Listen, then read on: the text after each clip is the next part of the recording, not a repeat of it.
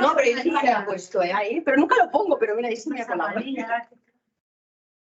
Bueno, pues nada, os hablaré de la infección fúngica invasiva en el paciente oncohematológico. Bueno, el control de este tipo de infecciones es un control multidisciplinar. No son un montón de factores los que tendríamos que controlar en este tipo de infecciones. Entre ellos, pues, los pacientes, muchos de ellos han de recibir una profilaxis para evitar las infecciones fúngicas.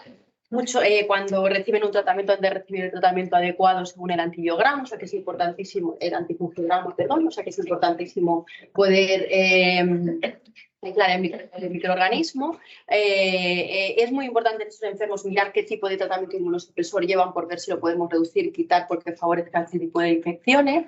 Tendríamos que tener un entorno, ¿no?, correcto para evitar que hagan este tipo de infecciones, porque estos enfermos, ¿no?, muchos de estos hongos están en el ambiente y si no tenemos un entorno apropiado donde ellos están, pues hacen este tipo de infección.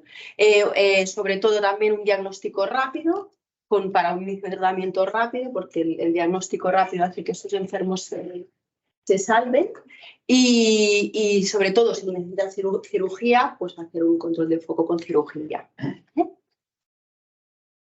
Entonces, bueno, el índice lo he distribuido así, os iré hablando de todos estos puntos, ¿no? La definición, la incidencia, los gérmenes, los factores de riesgo, el diagnóstico, la mortalidad, las profilaxis en función de Aspergillus, Candidemia y mucormicosis y un poquito también de nuevos antifúngicos, ¿vale? Bueno, un poco el diagnóstico. Ya el diagnóstico se complica porque el diagnóstico es muy complicado en este tipo de infecciones, ¿no? Decimos que un enfermo tiene una infección fúngica invasiva aprobada cuando tenemos el crecimiento de un hongo en un tejido aséptico, ¿vale? Es decir, en una biopsia de pulmón, en una muestra de sangre, ¿vale? O sea que esto, pues, en las muestras de sangre, en las candidemias sí, pero pues en los hongos es bastante complicado. Decimos que tenemos una infección fúngica probable cuando tenemos un diagnóstico microbiológico en una muestra ya no estéril, como podría ser un VAS, por ejemplo, una clínica compatible, ¿vale? Y unos factores de riesgo de huésped, ¿vale? Y decimos que tenemos una posible cuando este cultivo microbiológico es negativo, pero a lo mejor tenemos una terminación de antígenos, ¿no?, como galactomanano o beta de glucano alterados, elevados. Tenemos una clínica compatible, una radiología compatible y unos factores del huésped que contribuyen a este tipo de infección. Todo lo demás queda como no clasificado. Es decir, que mirar si es difícil, ¿no?, tener el diagnóstico porque muchos de estos enfermos no le podemos hacer broncoscopias. Muchas veces, luego os explicaré más adelante, ¿no?, los antígenos salen alterados en función de si el enfermo lleva ya profilaxis o no lleva profilaxis, con lo cual el diagnóstico de esta enfermedad es bastante difícil. Bueno, ¿y por qué es importante estas enfermedades? Son enfermedades muy importantes porque en este tipo de pacientes estos enfermos se mueren. Tienen una incidencia altísima, ¿no?, del total, por ejemplo, una incidencia total del 10,6% por cada 100.000 habitantes. Y en este estudio, por ejemplo, que se realizó en el 2015 en España, de 247 pacientes que tuvieron infección fúngica invasiva, 148 de ellos fueron pacientes con leucemia mieloide aguda o síndrome mielodisplásico, con lo cual este tipo de pacientes son los que más presentan infecciones fúngicas invasivas, seguidas de las leucemias agudas linfobésticas y con el resto ya con porcentajes más bajitos. En este estudio, que es una cohorte australiana que se recogió entre el 2005 y el 2016 también para mirar un poquito de incidencia, pues en este estudio vimos, ¿no?, se vio que los pacientes trasplantados hematológicos de trasplante hematopoyético tenían una incidencia del 12,2%, o sea, de 335 pacientes, 41 de ellos tuvieron una infección fúngica invasiva, o sea, que mirar los porcentajes. En leucemia aguda linfoblástica, 75 pacientes de 664, con un 11%, de leucemia mieloide aguda de 2.644 pacientes, 249 tuvieron una infección fúngica invasiva, o sea, que veis que los números no son despreciables, ¿vale? Y esto porque es importante, porque muchas veces estas incidencias además están disminuidas porque no los diagnosticamos, porque diagnosticamos las candidemias, diagnosticamos las criptococosis, que sí que son las que diagnosticamos, pero todo lo que es Aspergillus y hongo filamentoso, pues muchas veces no están diagnosticados, por lo cual no están allá en estas incidencias, pero existen, o sea, que es una incidencia infradiagnosticada y unos números infravalorados. Seguramente la incidencia es más alta, ¿vale? Cuando miramos qué tipo de infecciones son las que padecen este tipo de enfermos, ¿no?, qué tipo de microorganismos son los que padecen, pues como podéis ver en azul sería el Aspergillus y en rojo sería la Cándida, ¿no? Pues los más frecuentes son Aspergillus y Cándida, ¿no?, las infecciones más frecuentes que les ocurren. En esta base de datos, este es un estudio que se hizo en Estados Unidos y se recogieron, ¿no?, todos los diagnósticos de infecciones fúngicas invasivas desde el 99 hasta el 2018. Se dividió por patologías que tenían tratamiento inmunosupresor o que se consideraba que estaban inmunosuprimidos y se miró qué tipo de germen era el que les afectaba con más frecuencia. Y entonces en esto se vio, ¿no?, sobre todo en los trasplantes hematopoyéticos, pues se vio que el Aspergillus y la Cándida eran los más frecuentes, y en los pacientes con leucemia y otros síndromes mieloproliferativos, pues lo mismo, Aspergillus y Cándida eran los más frecuentes. Es decir, que cuando tenemos este tipo de pacientes, pues los gérmenes en los que tenemos que pensar predominantemente son estos. Aquí os enseño en este gráfico, que es de otro estudio presentado en el 2021, nos enseñan un poco las etiologías más frecuentes en función del momento en el que está el enfermo, ¿no? En este momento el enfermo está pretrasplante, entonces está con terapias de inducción que son muy mieloablativas, ¿vale? Entonces en este momento los gérmenes más frecuentes, si nos quedamos con nuestros hongos, pues sería el Aspergillus y la Cándida, ¿vale? Cuando el paciente ya está en el periodo de injerto, es decir, ya ha enganchado, ¿no?, ya le han hecho el trasplante y el injerto está enganchando, pues la Cándida persiste, el Aspergillus parece que baja y aparece neumocistis.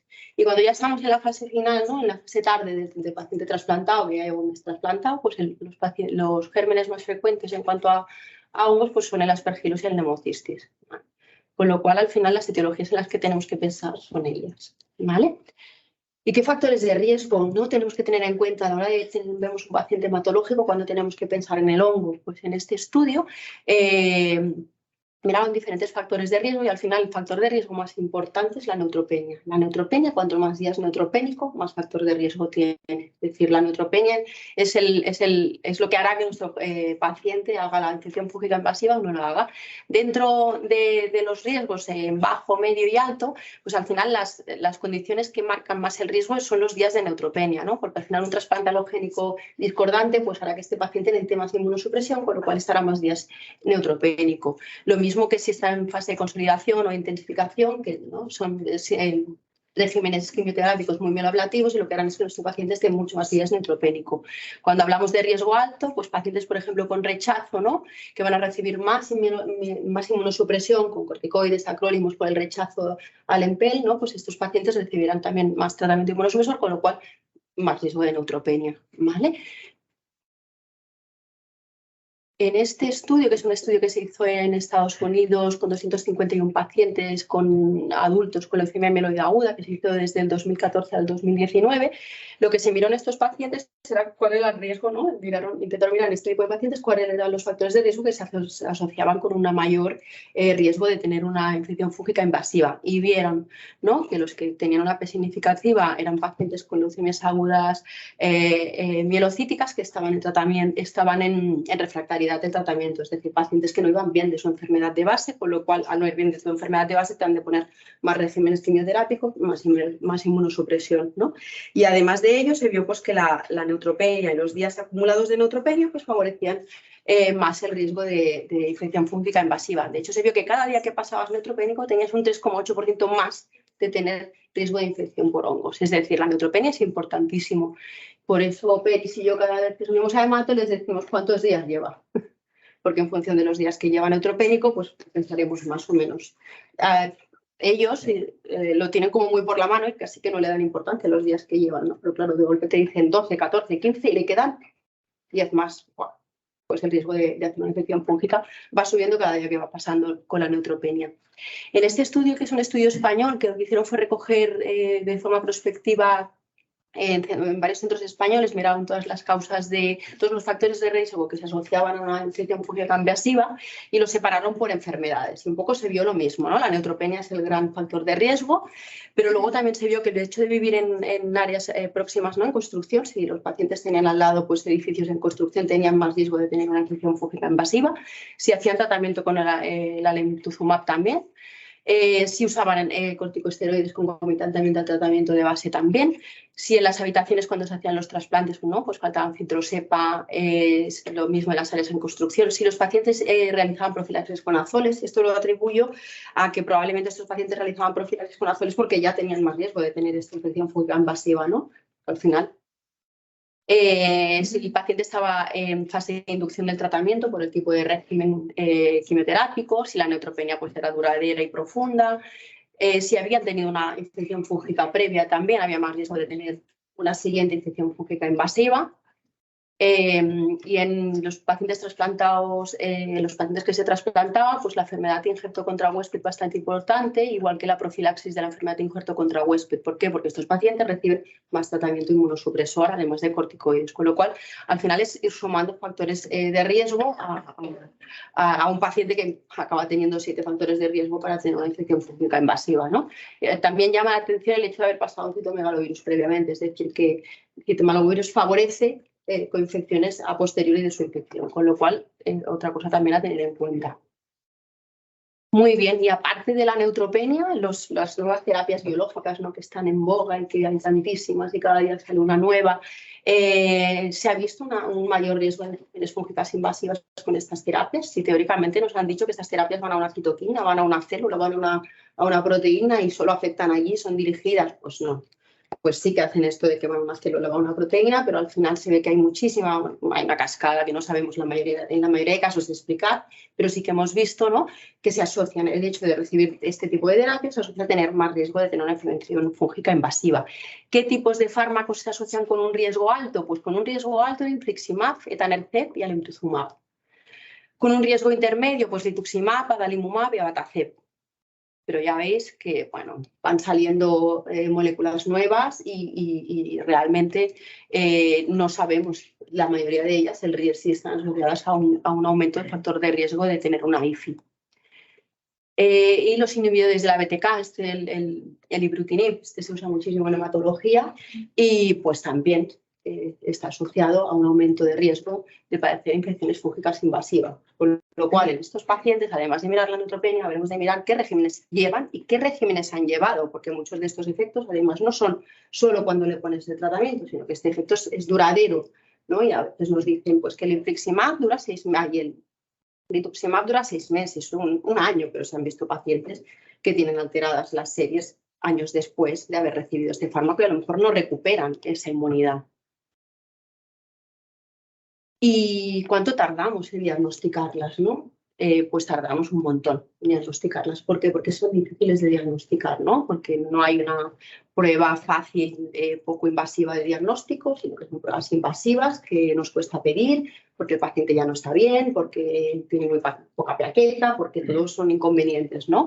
Porque a lo mejor es mayor y ya no es de hacer una broncoscopia, porque entonces nos cuesta muchísimo diagnosticarlas, tardamos mucho en diagnosticarlas y si miráis pues en las leucemias mieloides agudas tardamos 3 meses en diagnosticar una infección fúngica invasiva, en las linfoblásticas tardamos 5 meses en diagnosticarlas, en los linfomas de Hodgkin 15 meses, en los mielomas 22 meses. Esto en esta cohorte australiana que recogieron durante el 2005 al 2016, es decir, un retraso diagnóstico bestial. Y pues lo que os decía, ¿no?, del diagnóstico, pruebas invasivas, pruebas que nos cuesta de pedir, que nos cuesta de hacer, porque los pacientes, pues son pacientes frágiles, que están con 5.000 plaquetas, que el hematólogo ya no quiere hacerle la broncoscopia, o sea, todo es bastante complejo. Y entonces, bueno, pues tenemos antígenos, ¿no?, que nos pueden ayudar, el galactomanano, que lo podemos pedir en serum o en el lavador alveolar, o el beta-glucano, que ahora no lo podemos pedir aquí, pero que lo hemos pedido para poder pedirlo aquí. Entonces, el galactomanano, al final es una parte de la pared del hongo y entonces, claro, esto está presente en muchísimos hongos, no es exclusivo del Aspergillus, o sea que nos puede ayudar para muchísimos hongos filamentosos, pero claro, nos dará un diagnóstico de aproximación, no de certeza, porque no es el cultivo, ¿no? El beta-glucano, además del Aspergillus, lo mismo, ¿no? También es una parte de la pared de la pared del hongo, con lo cual está presente en muchísimos hongos, entre ellos el Pneumocistis también. Además, podemos tener falsos positivos, ¿no? Pues mira, si han recibido beta-lactámicos, si tienen un mieloma múltiple, es decir, podemos tener causas de falsos positivos, con lo cual tampoco nos da un diagnóstico de certeza. Y además también nos pueden dar falsos negativos cuando estos pacientes han recibido tratamiento profiláctico para la infección fúngica invasiva. Por lo cual, pues ya veis que los antígenos pues son limitados por eso, ¿no? El diagnóstico es tan complejo, ¿no? La clínica, el antígeno, la radiografía, o sea, muchas cosas compatibles para poder decir que es posible, ¿vale? En este estudio, con pacientes con una aspergilosis pulmonar invasiva y enfermedad hematológica, lo que se hizo fue mirar el galactomanano en el VAL. Y se vio que el galactomanano en el VAL positivo sí que ha aumentado muchísimo la sensibilidad y la especificidad diagnóstica. Y de hecho, actualmente, ¿no?, a excepción del cultivo, sería la segunda técnica más recomendable para hacer y para poder hacer el diagnóstico de este tipo de enfermedades, ¿vale? ¿Y por qué es importante esto? Pues porque se mueren las infecciones fúngicas invasivas. Primero porque se mueren por su propia enfermedad, porque el hecho de tener una IFI hace que tengas que parar sus tratamientos y hace que ya la propia enfermedad hematológica o oncológica vaya mal porque ya no le estás poniendo tratamiento adecuado para la propia enfermedad que tiene. Y segundo, porque eso también los mata, ¿vale? Y en este estudio en la cohorte australiana se vio que los pacientes con mucormicosis tenían una mediana de supervivencia desde el diagnóstico de la IFI de 3 meses. De 7 meses cuando tenías una aspergilosis invasiva y de 7 meses cuando tenías una candidemia invasiva. Es decir, wow. O sea, que desde el diagnóstico muchos, ¿no? Una mortalidad altísima. En este otro estudio, que es de Estados Unidos, desde el 14 al 19, lo que se vio es que la mortalidad global de este tipo de enfermos, ¿no? Que se vio, se miraron los pacientes con leucemia mieloide aguda, y se vio que la mortalidad total de este tipo de enfermos era un 37%, o sea, muchísimo, considerando. Pensemos que es gente joven, que esta gente tiene 40, 50 años, 30 y pico, o sea, que no estamos hablando de gente de 70 años, es decir, que es una mortalidad altísima en gente muy joven. La mortalidad era altísima, sobre todo cuando estos pacientes, ¿no?, tenían una enfermedad refractaria al tratamiento, es decir, tenían una leucemia que no iba bien con el tratamiento, ¿no?, con el régimen que le ponían para su propia leucemia. Pero además de ello, cuando se hizo un análisis de supervivencia de Kaplan-Meier y se intentó mirar si la infección fúngica influía en esta mortalidad, se vio que claramente los pacientes que tenían IFIs probadas o probables se morían muchísimo más que los que no las tenían. Es decir, que la IFI te mata la IFI, y si no te mata el hecho de que no recibes tu tratamiento porque tienes una IFI, con lo cual es importante pensarlo, es importante ser rápidos en el diagnóstico y es importante poner rápido el tratamiento. Además, como se mueren tanto, pues dijimos, ostras, ¿no?, pues vamos a ponerles profilaxis, ¿no?, y ya te evitas esta IFI. Pues no han bajado mucho los porcentajes de infección fúngica invasiva, sino que sigue habiendo infecciones fúngicas invasivas. Este tipo de infecciones se llaman IFI de brecha, es decir, una IFI de brecha es cuando el paciente lo tienes con profilaxis o con tratamiento antifúngico y te hace una infección igualmente por un hongo, ¿vale? Esto es una IFI de brecha y la mortalidad es más alta que la IFI normal porque al final son gérmenes más resistentes y con peor pronóstico, y se notifica hasta en el 18 pacientes de los enfermos con leucemia mieloide aguda en este estudio, es decir, que además no es infrecuente. Bueno, ¿qué tenemos para tratarlos, para darles profilaxis? ¿Cómo lo hacemos? Bueno, pues en esta tabla, así resumen, os muestro las guías de la ITSA, de la ECIL, que es la Europea de Leucemias, y la IMID, y en todas ellas el tratamiento de elección es el voriconazol versus isavuconazol de igual a igual, ¿vale? Como segunda opción nos darían la anfotericina liposomal, ¿vale? En cuanto a la profilaxis, pues nos dan el posaconazol, ¿vale? No nos dicen nada de isavuconazol. Bueno, y aquí os hago un poco la comparación, ¿no?, que tenemos. Pues tenemos la anfotericina B, tenemos las equinocandidas para el tratamiento y el tratamiento de elección siempre serán los azoles, ¿no? Bori, posaconazol y isavuconazol. Dentro de los 3 azoles, pues claro, si pudiéramos elegir libremente, pues probablemente todos le pondríamos isavuconazol. Ya os explicaré por qué, ¿no? Porque es un fármaco mejor, básicamente. Además, el isavuconazol también lo podríamos hacer servir en las mucormicosis, ¿no?, que también estaríamos tratando las cándidas, los aspergilos y los mucorales, ¿vale? En esta tabla os muestro muchos. Bueno, el isavuconazol no se puede dar en profilaxis porque realmente la empresa no hizo estudios de profilaxis, hizo estudios de tratamiento y no se plantean hacer estudios de profilaxis. Pero sí que hay muchos estudios ya de profilaxis en vida real y se ha visto que el fármaco es igual que el posaconazol con menos efectos secundarios, lo cual pues parece que acabará ganando. En cuanto a la comparación de los 3 azoles que tenemos, ¿no?, de Bori, de Posa y de ISA, pues de entrada, voriconazol, siempre que lo ponemos, teníamos que hacer niveles, cosa que pues aquí los enviamos fuera, nos cuesta la vida y la mayoría de nuestros pacientes van sin niveles, con lo que quiere decir que no sabemos bien cómo estamos tratando a nuestro enfermo, si estamos en rango supra o infraterapéutico, o sea que mal. El posaconazol de entrada en las suspensiones orales antes se daban en forma de jarabe y las concentraciones eran bastante peor y ahora ya se da en pastillas y parece ser que las concentraciones son más estables y han mejorado un poco los rangos, ¿vale? Y en cuanto al isavuconazol, pues de entrada, a no ser que tengas un germen muy resistente y que tengas que tener unas CMIs muy específicas, de entrada no hace falta monitorizarlo, con lo cual de entrada ya está ganando en comparación con sus otros competidores en cuanto a que no has de hacer niveles y aseguras un tratamiento correcto. En esta tabla lo que se mira es todos los fármacos que se pueden dar para el tratamiento de la IFI y se miró la función renal, si teníamos que corregir o no teníamos que corregir. Bueno, de las equinocandinas, pues solo la caspofungina sí que afecta al riñón, o sea que por aquí las equinocandinas bien. En cuanto a los azoles, el único que no se tiene que corregir con la función renal sería el isavuconazol, lo cual parece que vuelve a ganar a sus competidores. Y bueno, la anfotericina B ya sabéis que toca riñón. En cuanto a la insuficiencia hepática, pues un poco lo mismo. Isavuconazol no se tiene que corregir con insuficiencia hepática leve o moderada, el resto de azoles sí, y de hecho la provocan. En cuanto a interacciones, isavuconazol, o sea, la mayoría de azoles ya sabéis que otro de sus grandes problemas es la interacción con múltiples fármacos. Dentro de las interacciones entre estos tres azoles, pues el que menos interacciona es isavuconazol. Vale, un poco. Y aquí veis, por ejemplo, interacciones así generales de voriconazol y posaconazol con fármacos súper frecuentes, es decir, que interaccionan muchísimo. Son fármacos que cuando los has de poner, los has de iniciar, has de mirar qué llevan y ir mirando si puedes administrarlos juntos o no puedes. ¿Vale? Esto para nosotros es importante porque muchos de estos enfermos, ¿no?, que tienen rechazo, pues van contra cronismos, con sinónimos, les ponen ciclosporinas por la enfermedad, ¿no?, de injerto contra huésped, y claro, estos fármacos también interaccionan con los azoles. Con el que menos interacciones hay es con isavuconazol, que sigue interaccionando, pero muchísimo menos porque es que fijaos las interacciones estas, ¿no? O sea, los porcentajes de las interacciones de los otros fármacos comparados con isavuconazol, pues son bastante mayores. ¿Los porcentajes son que aumentan o que reducen? Que aumenta. Aumenta las cosas. En estas os enseño, bueno, aquí lo paso por encima, pero es también fármacos que reciben este tipo de pacientes, ¿no? Venetoclax, bortezomib, ¿vale? Son muchos fármacos hematológicos, ¿no?, para la propia enfermedad hematológica que reciben, pues estos fármacos también interaccionan con los azoles.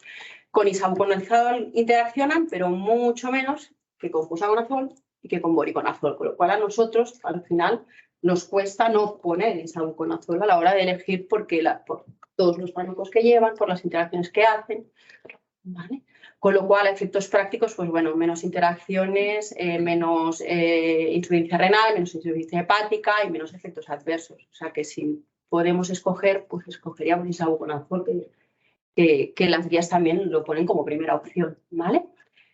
Entonces, bueno, lo que os decía de la IFI de brecha, ¿no? Pues la IFI de brecha ha surgido, ¿no?, a raíz del inicio de tratamiento y a raíz del inicio de la profilaxis, pues estos pacientes padecen IFIs de brecha con un peor pronóstico y con más mortalidad. Uy, voy para atrás.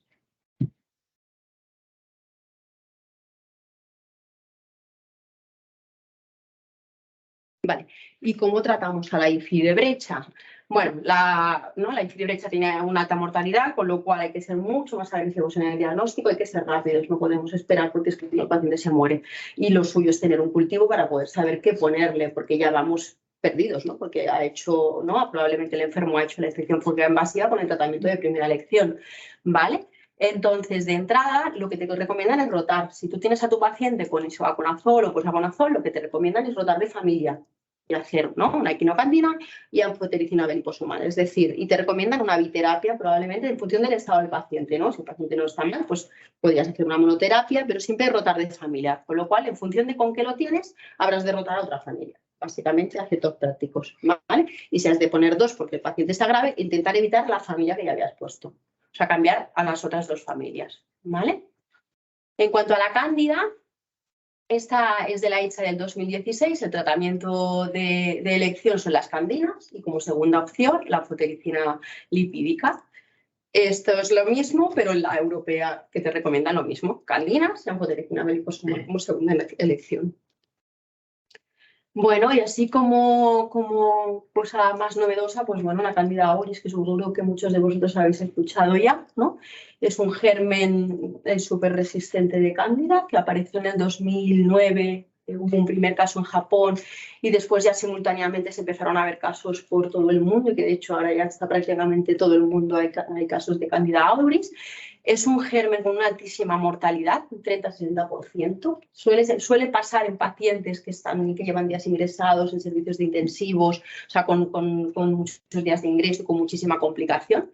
Y es un germen con muchísimos mecanismos de resistencia, ¿no? Tiene, mira, un 93% resistente a fluconazol, un 35% resistencia a anfotericina B, 7% a candinas y el 41% de ellos son resistentes a más de 2 antifúngicos y un 4% más de 3 antifúngicos, con lo cual es un verdadero problema. El tratamiento de elección, pues lo suyo es tener un cultivo y poder saber el antibiograma para poder adecuar el tratamiento antifúngico. Cándida parapsilosis, pues esta parecía que era como más buena, ¿no? De distribución, patógeno oportunista, ¿no? Mucho en los hospitales, en las manos, en los catéteres, y no parecía que fuese tan mala. De hecho, fijaos que en el estudio en el Candidop, que se hizo en España el 2010-2011, que se recogieron todos los casos en diferentes hospitales de España, se recogieron los casos de Cándida y se miró la Cándida parapsilosis y se vio que en ese momento era resistente al fluconazol en un 2,5% de los casos. Bueno, tampoco era tan mala en aquel momento. Se vuelve a hacer el CandiMap, que es un estudio similar, 2019 a 2021, se recogen muchísimos aislamientos de Cándida y se vuelve a mirar la Cándida parapsilosis y ahora ya hemos pasado de resistencias del 2,5% al 13,6%. El problema de la Cándida parapsilosis es cuando entra en un hospital, pues hace brotes en todo el hospital. O sea, se transmite muy rápido y es es un problema en los hospitales porque una vez entra este tipo de patógeno, pues la distribución en el hospital es rapidísima. De la mucormicosis, nada, una pincelada. Al final, el tratamiento de anfotericina B liposomal a dosis altas y, sobre todo, estos pacientes se tienen que operar si tienen que desvidar ese foco. Esto nos cuesta con los cirujanos. Y luego os daré, bueno, os hablo un poquito así a lo rápido de nuevos antifúngicos para que os suenen. El primero, el Ibrexafunger. Bueno, los nombres ya habéis visto que son súper fáciles para que todos nos los sepamos. Os quede así grabado. Yo los tengo que leer y ya me lo he estudiado bastantes veces la diapo. Este viene de las familias de las equinocandinas, no es de las equinocandinas, pero es parecido y hace un efecto similar a las equinocandinas. Con lo cual es un muy buen candicida y también es un fungiestático para Aspergillus. Se ha visto que tiene mucha actividad en la Candida auris, con lo cual, pues mira, tenemos esperanza, ¿vale? Hay intravenoso y vía oral. El problema de la vía oral es que la biodisponibilidad es muy bajita, ¿vale? O sea que tampoco es muy alentador el tratamiento oral.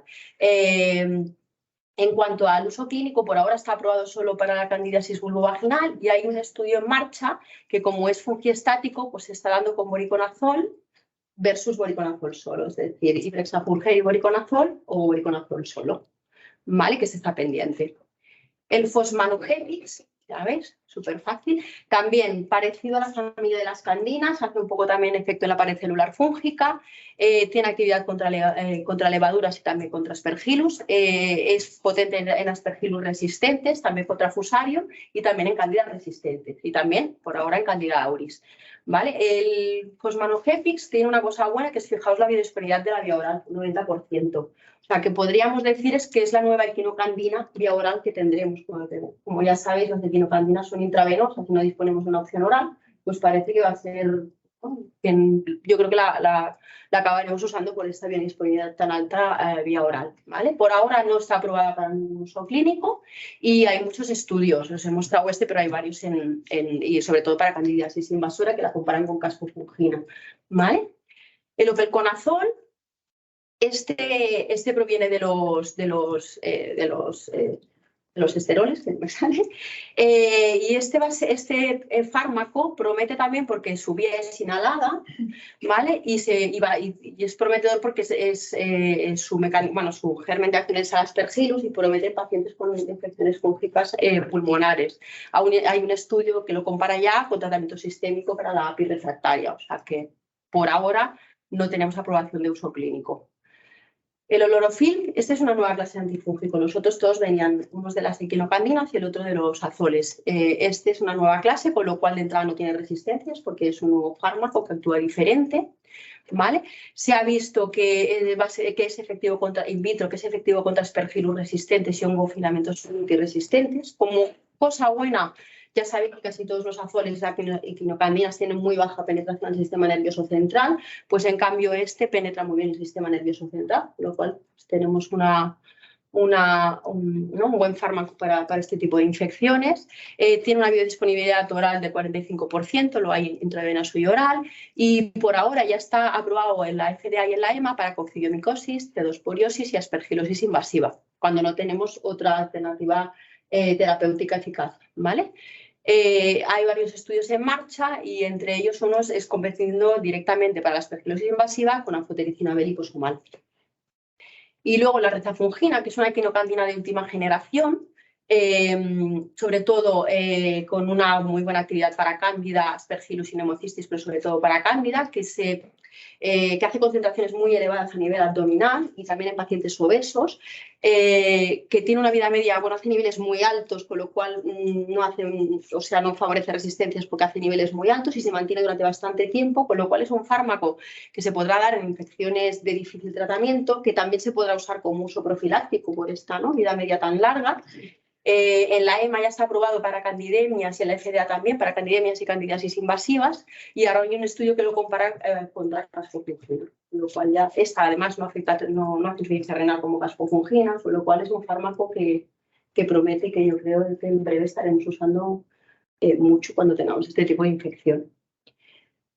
Y bueno, así como conclusiones, pues que la infección fóquica invasiva en este tipo de pacientes tiene una incidencia alta y que seguramente está diagnosticada, muy probablemente, que la etiología más frecuente en nuestros pacientes son la de Aspergillus, la cándida, ¿no? Del tercero neumocistis, que lo importante no es solo el tratamiento antifúngico, ¿no? Sino son todas las estrategias de control que os he explicado al principio, ¿no? Que al final son muchos factores los que hay que tener en cuenta.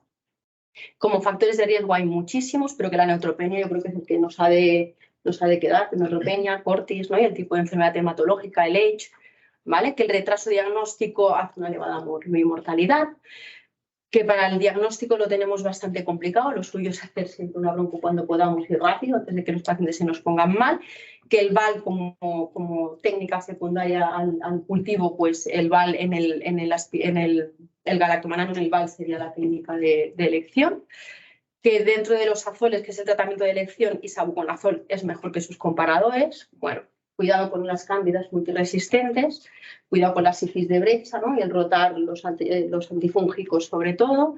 Y bueno, que al final cualquier paciente de estos que hace una IFI, yo creo que ya os lo he dicho, al final es el hecho de la IFI hace que no puedan darle su tratamiento y hace que muchas veces se mueran no por la IFI ya, sino por la propia enfermedad que el paciente tiene, con lo cual es importantísimo que nosotros lo pensemos y que estemos ahí encima. Y bueno, que hay un par más de fármacos, que hay muchos fármacos antifúngicos ahí en la cazuela y que nos ayudarán un poco a poder manejar este tipo de infección. Y ya nos conocéis.